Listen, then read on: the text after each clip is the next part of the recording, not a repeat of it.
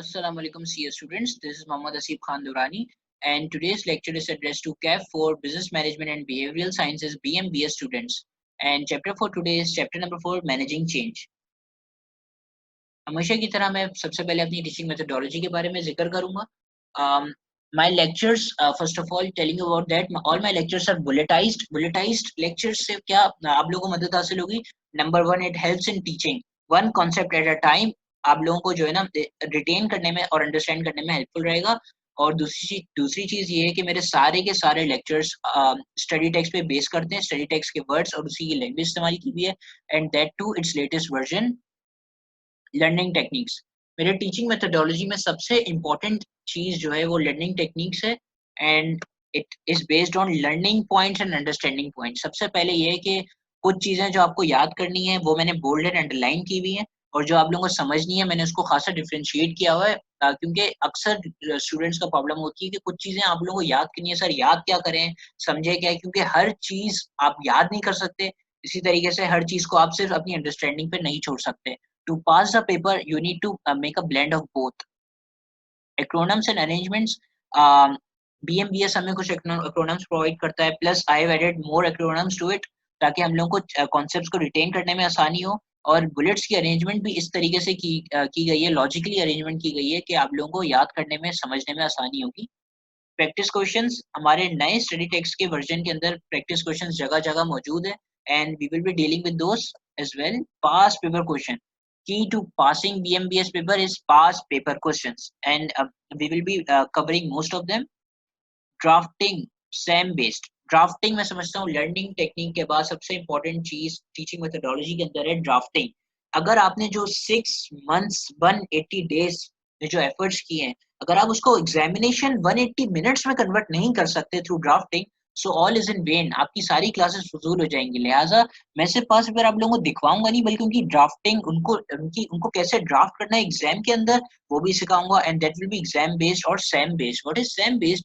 S for suggested answer, E for examiner comments, and M for mark scheme. So you can comply or confirm all my answer from ICAP produced suggested answers. अब हम लोग अपने chapter का आगाज करते हैं, that is chapter 4 managing change. अच्छा, हमारे नए स्टडी टेक्स्ट में हम लोग ये देखेंगे कि हर चैप्टर से पहले उन लोगों ने जो है ना एट अ ग्लांस एक पिक्चर हमें दी हुई, एक साइक्नोसिस दिया हुआ है सॉर्ट ऑफ लर्निंग आउटकम कि हम लोग इस चैप्टर में क्या डील करेंगे. तो मैंने इसी के एक प्रेजेंटेबल व्यू में मैंने इसको ड्राफ्ट किया हुआ है, आप देख सकते हैं. उसी आईकेप के सारे वर्ड्स को मैंने जो है ना बुलेटाइज फॉर्म में लिखा हुआ है. सबसे पहले हम लोग पढ़ेंगे organisational change. We will be dealing it in this in part 1.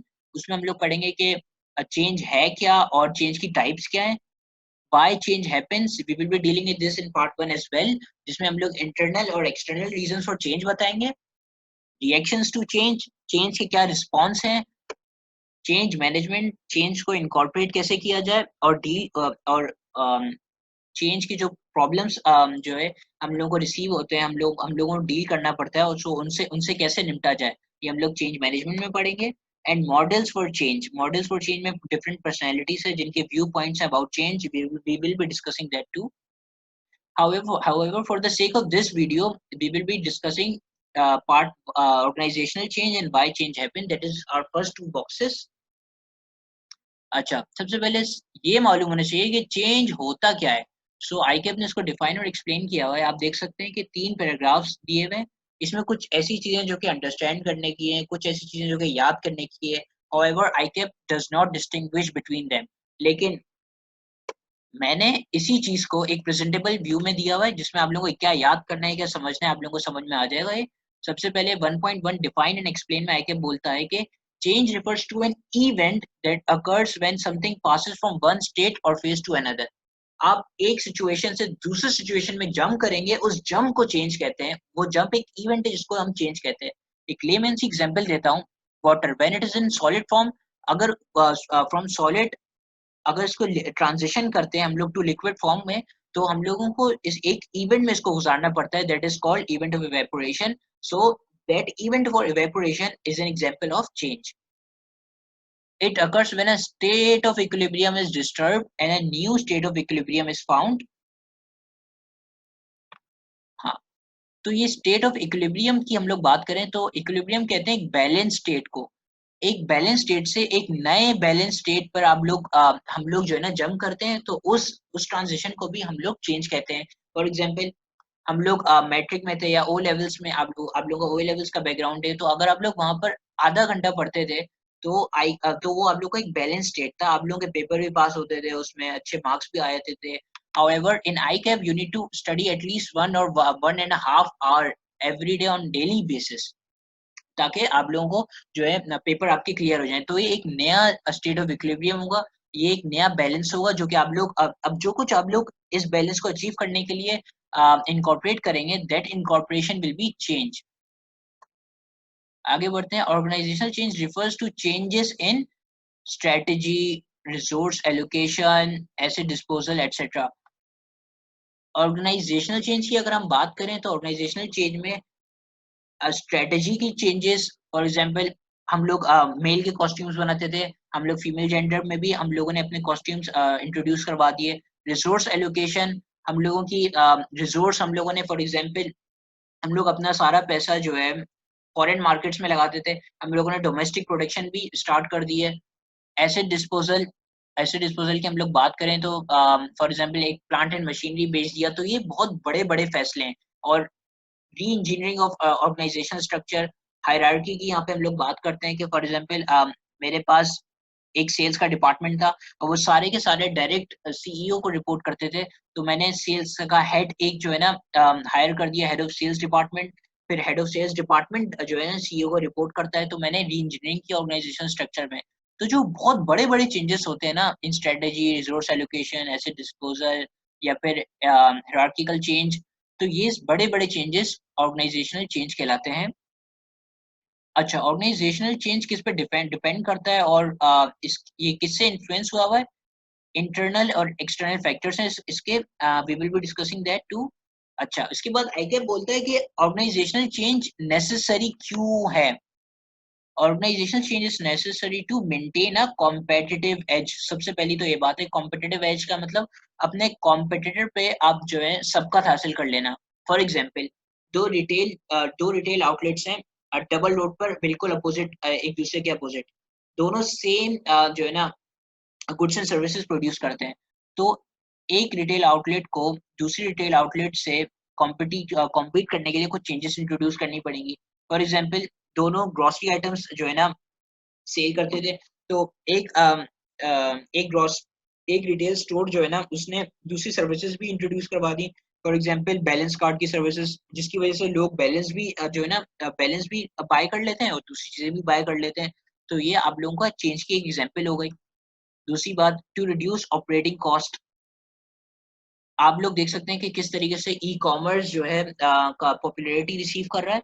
तो ऑर्गेनाइजेशनल चेंज आपकी जो है ना ऑपरेटिंग कॉस्ट भी बचा सकता है। कैसे? हम लोग जो फिजिकल ट्रेडिंग करते हैं उसको अगर हम लोग ई कॉमर्स से रिप्लेस करते हैं, तो हम लोग की रेंट कॉस्ट बचेगी, इलेक्ट्रिसिटी कॉस्ट बचेगी। So in this by this way we will be covering our operating cost too, or I should say reducing our operating cost. आगे, टू फैसिलिटेट एक्सपेंशन। देखें, एक्सपेंड जब भी हम लोग कोई बिजनेस एक्सपेंड करते हैं तो हम लोगों को मेजर रिस्ट्रक्चरिंग या मेजर चेंजेस की जरूरत पड़ती है in our hierarchy as well as in our goods and services as well. तो फिर हम लोग उसके लिए हम लोगों को ऑर्गेनाइजेशनल चेंज काफी जरूरी होता है। To incorporate in a new industry और टू इनकॉर्पोरेट गवर्नमेंट रेगुलेशंस। अब हमारी गवर्नमेंट फॉर एग्जांपल ये कोई रेगुलेशन दे देती है हमारे ट्रेडर्स को। फॉर एग्जांपल स्मोकर इंडस्ट्री की बात, स्मोक इंडस्ट्री की बात करें, सिगरेट इंडस्ट्री की बात करें, तो वहां पर हम लोग गवर्नमेंट रेगुलेट करती है कि 20 ईयर्स से पहले के जो अफराद हैं उनको आप नहीं बेचेंगे अपने अपने गुड्स। तो फिर क्या होगा? तो जो भी रिटेलर्स जो है स्कूल्स के पास ओपन है, उन्होंने अपनी शॉप्स को लिए हैं, वो सब अपनी शॉप्स वहां से जो है ना एस्केलेट कर लेंगे, वहां से चेंज कर लेंगे और दूसरी जगह अपनी दुकानें खोलेंगे। या फिर गवर्नमेंट रेगुलेशंस के अंदर अपने जो है ना टोबैको बैन कर दी जाती है, तो उन लोगों का बिजनेस बंद हो जाएगा। या फिर उन लोगों को अपने बिजनेस में सर्वाइव करने के लिए अपनी शिफ्ट करनी पड़ेगी, प्रोडक्ट्स डाइवर्सिफिकेशन अपनानी पड़ेंगी। We will be talking about that later too. अच्छा, अब ये चीजें थी अंडरस्टैंडिंग लर्निंग की। सबसे पहले इसकी डेफिनेशन हम लोगों ने देख ली, फिर कि ऑर्गेनाइजेशनल चेंज जरूरी क्यों होता है वो हम लोगों ने देख लिया। अब यहाँ पे अंडरस्टैंडिंग पॉइंट्स हैं, क्या है? सबसे पहले बीएमबीएस में लिखा हुआ है कि एनवायरनमेंट जो है ना बहुत रैपिडली चेंज हो रहा है, इसी की वजह से हम लोगों को ऑर्गेनाइजेशन को मॉडिफिकेशन चेंजेस लाना जरूरी होती हैं।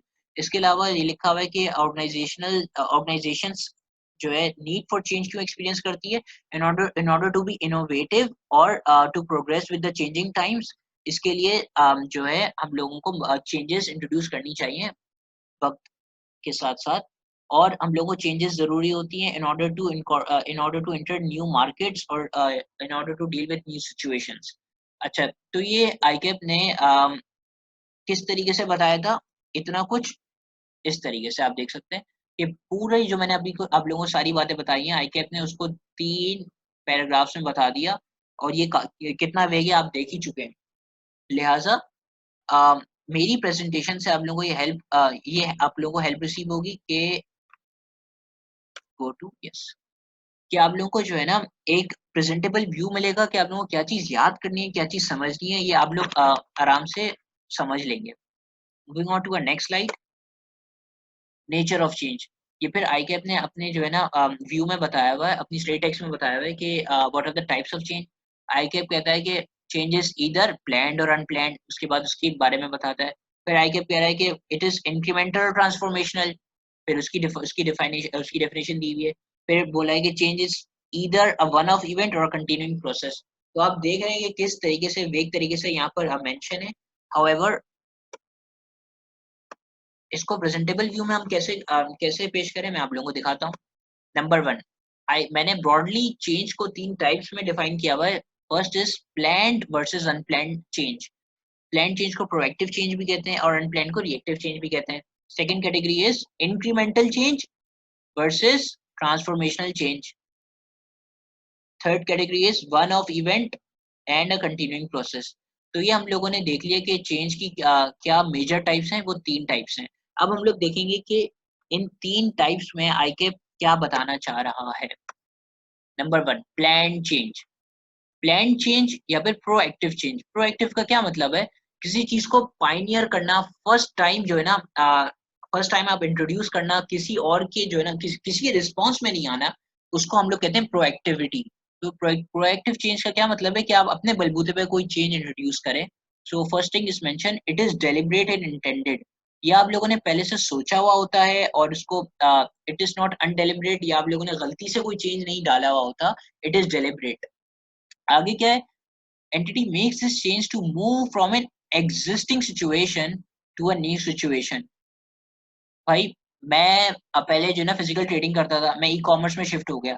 मैंने जो है ना एक सिचुएशन से दूसरी सिचुएशन में जंप मार दी अपने फायदे के लिए, कि मुझे जो है ना और सारी जो है ना कस्टमर्स को मैं अट्रैक्ट कर सकूंगा। तो ये मेरी प्लान चेंज की एक एग्जांपल है। विद प्लान चेंज नंबर 3 में लिखा हुआ है कि entity might see an opportunity to develop. ये बहुत इंपॉर्टेंट चीज है कि मैं प्लान चेंज मेनली इसलिए इंट्रोड्यूस करता हूँ कि मैं कोई अपॉर्चुनिटी देखता हूँ मार्केट में डेवलपमेंट की। ई कॉमर्स की एग्जांपल को मैं आगे लेते हुए चलता हूँ कि मैंने जो है ना ई कॉमर्स फिजिकल ट्रेडिंग पे क्यों इसको जो है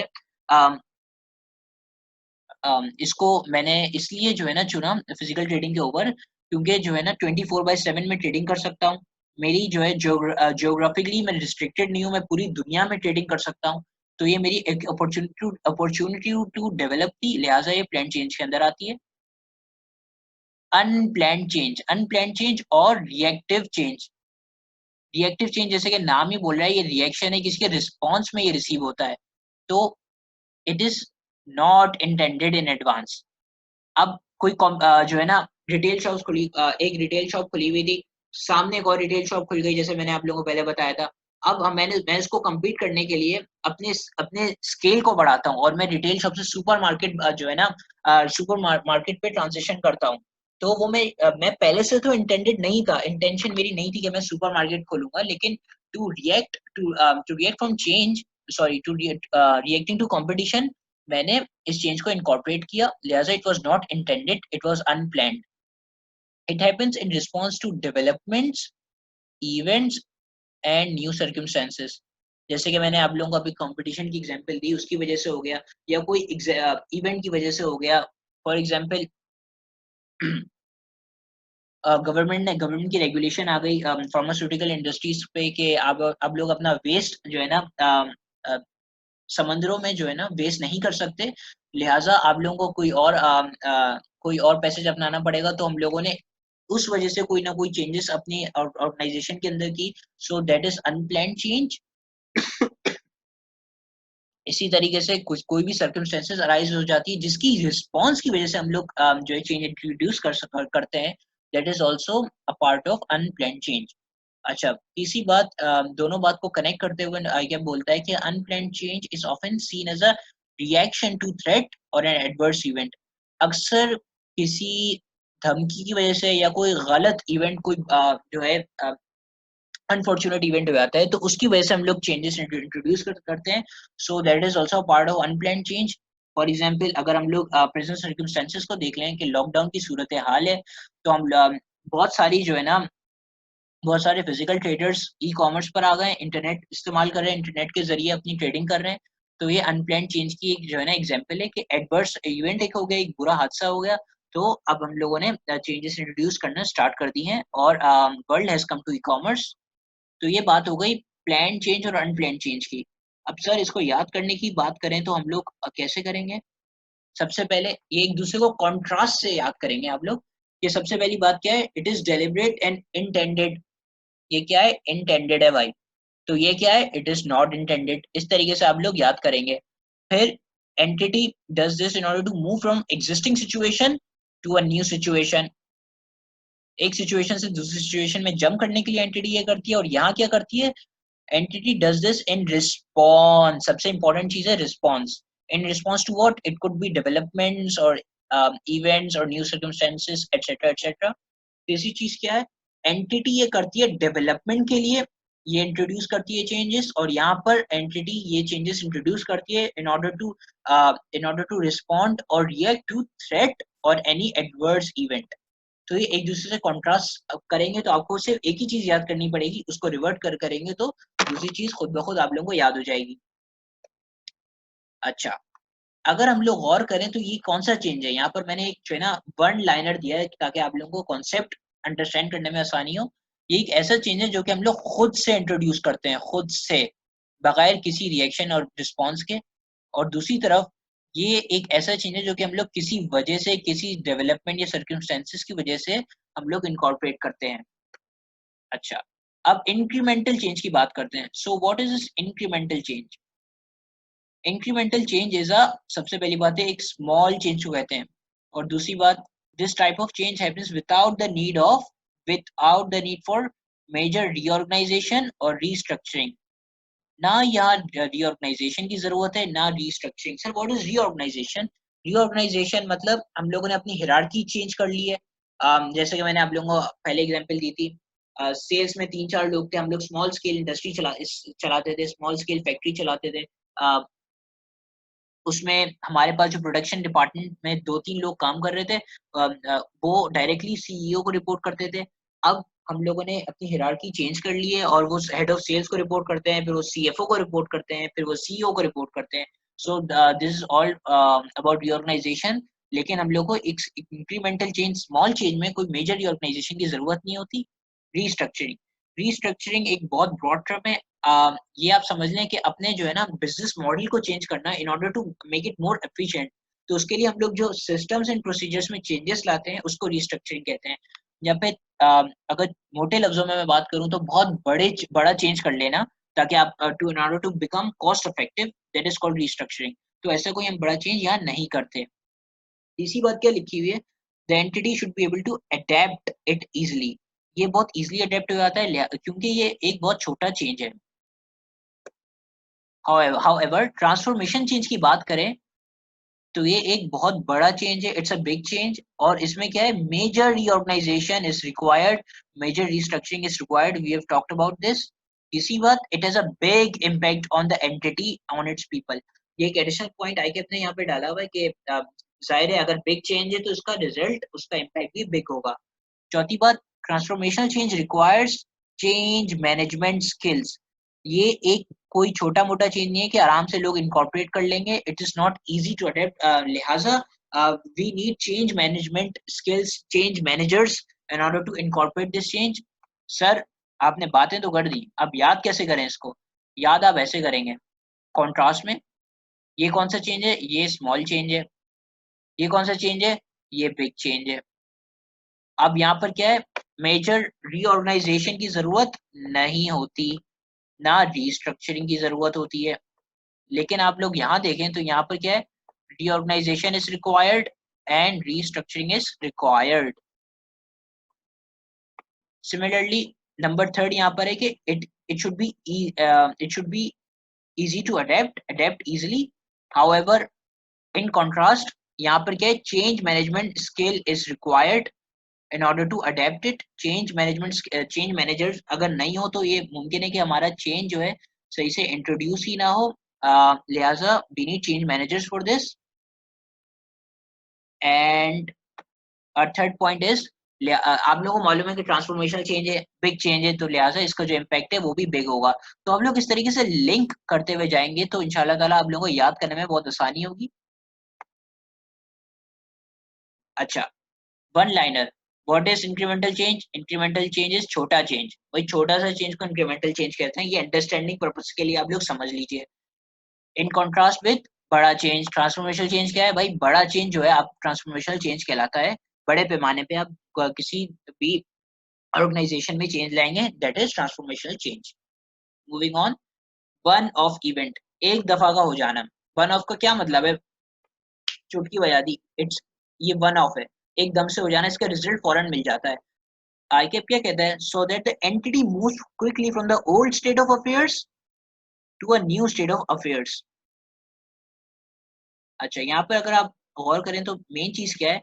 ओल्ड स्टेट ऑफ अफेयर्स से न्यू स्टेट ऑफ अफेयर्स में आप लोगों ने फौरन जंप मार लें, उसको कहते हैं वन ऑफ इवेंट, जो एकदम से हो जाए, एक लम्हे में हो जाए। फॉर एग्जांपल, हम लोग बिल्डिंग को पेंट करवा लेते हैं, it's a one off event. आपने बिल्डिंग को पेंट करवा लिया, 2 दिन लगे, 1 दिन लगा, और इसके फौरन से आपको फायदे जो है ना रिसीव होने लगते हैं। For example, the building becomes more attractive, तो it's a one off event. However, continuing process, in contrast with it, continuing process में क्या है? The change is over a long period of time. यहाँ पर आप लोगों को बेनिफिट्स फौरन नहीं मिलते हैं, बहुत देर में मिलते हैं। For example of this could be training. आप लोगों ने 3 महीने लगाए अपने स्टाफ को ट्रेन करने में, 3 महीने उन्होंने ट्रेनिंग पीरियड गुजारा, फिर उनको ट्रेनिंग को इम्प्लीमेंट करेंगे, फिर उसके बेनिफिट्स रिसीव होंगे। So it's like a 4 to 5 months process. और भी इसकी बहुत एग्जाम्पल हो सकती हैं, जैसे कि ऑडिट हो गया।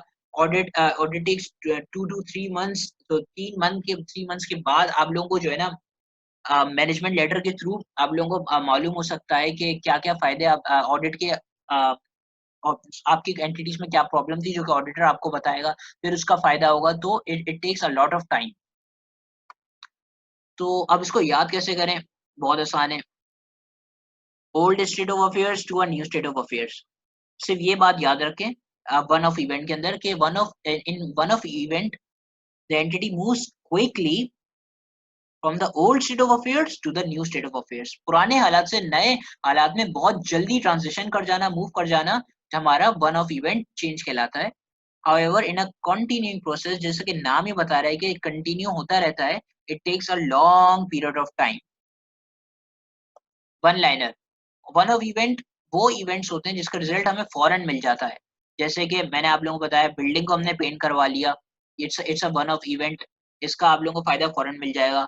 कंटिन्यूइंग प्रोसेस, इसका आपको जो है ना, इसका बेनिफिट, इसका फायदा over the period of time मिलता है। फॉर एग्जाम्पल, ट्रेनिंग हो गया, ऑडिट हो गया, वगैरह वगैरह।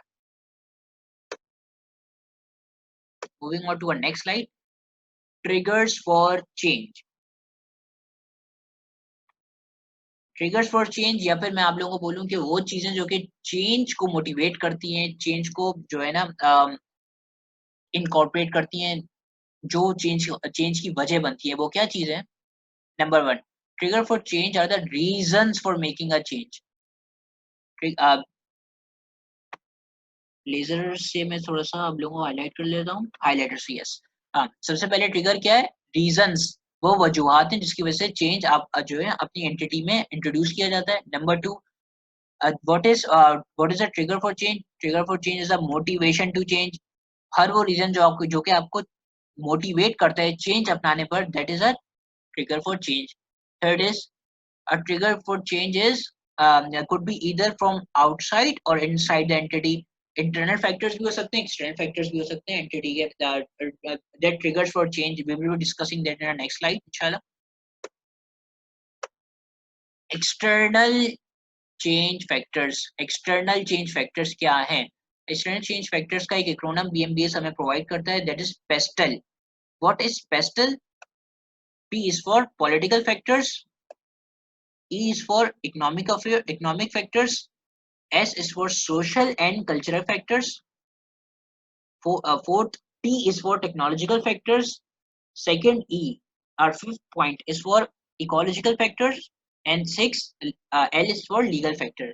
तो ये इन सब का फर्स्ट लेटर देखें तो ये आप लोगों का पेस्टल बनता है, PESTEL. अच्छा, एक्सटर्नल चेंज फैक्टर्स पेस्टल के हम लोग फर्स्ट